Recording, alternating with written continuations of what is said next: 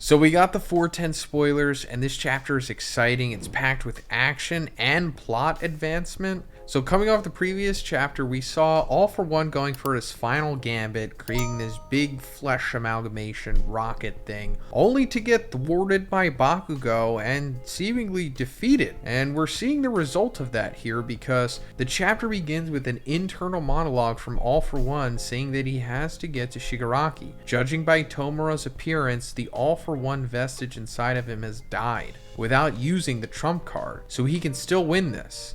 Yoichi, I need you, he thinks to himself. Since All For One didn't make a single good memory in his entire life, he wants to ruin everyone's future. He wanted everyone to look at him forever. That's when we see that All For One is now a crawling baby, and that Bakugo is coughing blood, almost passing out. So yeah, we knew it was going to get to this point. All For One, rewinding from the reverse engineered Eri quirk, and they kept saying that, yeah, he's going to eventually become a baby. Like, it kept getting mentioned, so yeah, here we go. Chekhov's gun. But Bakugo is also at his limit as well, because him hitting All For One with that final combo and rush in the previous chapter, like, mangled what was left of his arm, as well as all the other damage that he was taking, because he just came back to life too. Like, he was dead for a while. Well, in story, I guess he was dead for, I don't know, 15 minutes or something, but for us it was over a year, I think.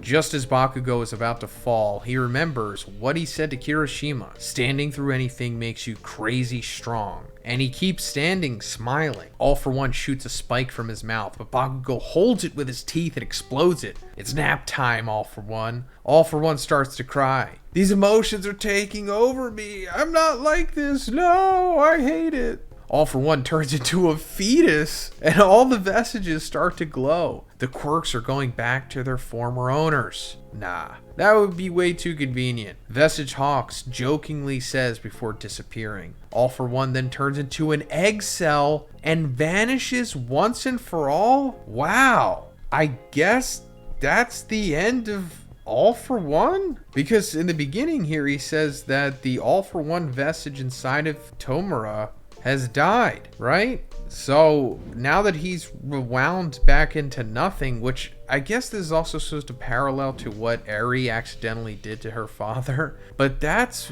wild and a little anticlimactic. I mean, don't get me wrong, I'm glad that Bakugo got the win here, as he deserves it, but it really should have been Shigaraki who was the one who put the nail in the coffin for All For One, because All For One created Shigaraki. Like, Tenko, he was innocent. And now that he's gone, it's like, are we ever gonna get the reveal that he was the one who gave Tenko decay, and that Tenko was actually born quirkless, just like Izuku? I mean, I guess that can be revealed later, but what's the point if All For One's dead? I mean, I know Shigaraki's just gonna be like, I don't care about anything, I'm gonna destroy everything. It's like, yeah, we get that, but still, could have had some kind of revelation from him. I mean, it's fine that All For One's finally dead, but it just feels like there was unfulfilled potential there. At least with Shigaraki's character resolution. I mean, it can only go so far being, Shigaraki's, because obviously Tenko's is going to be an entirely different thing. There still is that shard or aspect of Tenko within him that Izuku will eventually save. I mean, it's been foreshadowed for years now. But just, Shigaraki Tomura would have liked to have seen a little bit more from this. But it is what it is. And also, you think All For One should have had a worse fate, too. I mean, being rewound to nothing is pretty bad, but I don't know. He's done such despicable things for over 100 years. He should have had, like, a more awful death. I don't know. Maybe I'm thinking too much into it. But then again, I myself and a lot of you have been with this character since the beginning of the series. Or, whenever they reveal him. What was it, like season 2? I think the first time they talk about him, maybe. Or maybe at the end of season 1. And we don't fully see him until season 3. It's only like him in the shadows before that. But anyway, yeah, All For One's dead. He's done now. And we're moving on into the final battle here with Izuku and Shigaraki. Cut to a flashback of Genist, Nejiri, Tamaki, Mirko, and Edshot, Deku, and Bakugo a few days before the war. Genist says that they have to defeat Shigaraki inside of UA, and that Nejiri and Tamaki ask if it's to avoid the destruction of buildings like like what happened in Jakku. Edshot says that this is a smaller problem here, since human lives matter more than buildings. Mirko tells them to skip to the conclusion, and Gina says that the mental confusion between All For One and Shigaraki is the problem. They'd rather fight All For One than Shigaraki. All For One just wants to rule, not necessarily destroy. But Tomura wants to destroy everything the heroes hold dear, and he has the power and the hatred to do so. So his decay is going to be greater than ever. The flashback ends and we see Inko, Izuku's mother, watching the fight from the bunker. So yeah, this all totally makes sense to me. It actually is a pretty realistic conversation that the heroes would have. I don't think this is like some shoehorned retcon stuff, but I think Horikoshi is more so putting it in there for the readers to get a better grasp of why they're doing what they're doing in this instance, because it has been a while since this stuff has been addressed. Like, we have been in these chain of final fights for over a year now. Shigaraki says that if he touches the ground, he will send the decay to the depths instead of the surface, destroying part of Shizuoka in an instant. In fact, with his current power, he could destroy the 378,000 square kilometers of Japan's territory in just 1 week.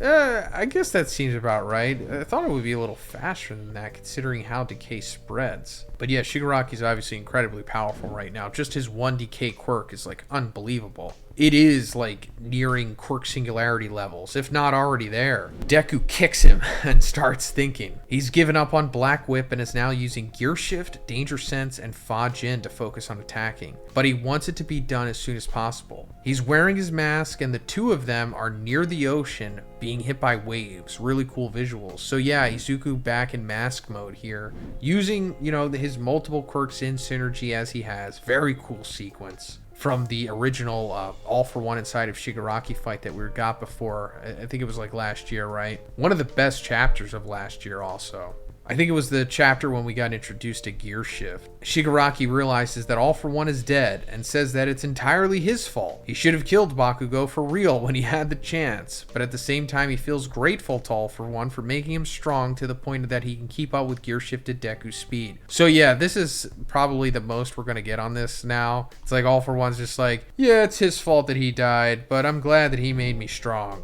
It's like, alright, I get it, trauma, whatever. On the next page, Tomura touches Deku's face, but he destroys his fingers in the same millisecond thanks to Danger Sense. However, boy, Shinomori's gone. Shinomori, the 4th user, shouts Banjo, the 5th user. Shigaraki stole Danger Sense. How long can you keep fighting? Tomura asks. End of chapter. So, whoa, what a twist. Shigaraki stole an individual quirk from the quirk factor of One For All. That's incredible. I didn't even think about that. I mean, it's like more of a nuanced aspect of the series anyway, because we're not entirely sure how quirk factors work entirely, because we're not like entirely overall sure like the full science of quirk factors. We know enough, but not everything. Like, you know, what if a quirk factor is, you know, mutated enough or evolved enough to have multiple quirk factors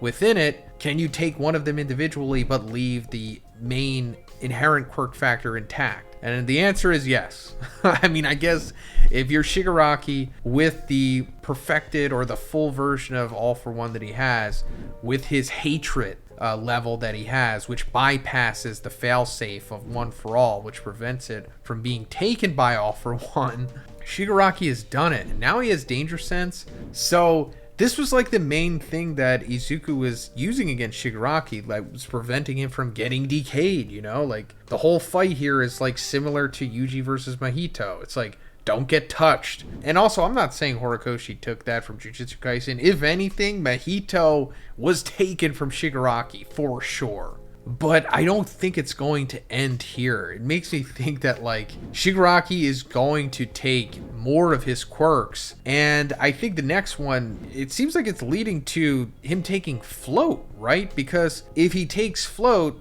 that's Nana's quirk. And then in theory, the Nana vestige would go with it. And then we'll have like Nana talking to Shigaraki in the vestige world. Like, I guess that's what this was all leading to. So that's going to be a pretty interesting sequence. I mean, she won't be able to get through to him. Like, Shigaraki is far gone. There's no saving him. He's done. The only thing that can be done is like taking the Tenko aspect out of him, and then I don't know what goes on with that. I mean, the anime intro from the previous season showed that like Shigaraki can like unravel the tissue, and then there's gonna be like a Tenko innocent like new form of him like that comes out of him. I don't know if that's literally going to happen, but there will be some crazy quirkery at the end of this series where Deku just like rewrites reality essentially and then just makes Tenko. Because I think that's also setting that up here, like the way that Shigaraki can take quirks from Izuku. I think we're going to see an ending where Izuku takes All For One from Shigaraki. And if you're wondering like, wait, how does he do that? It's like,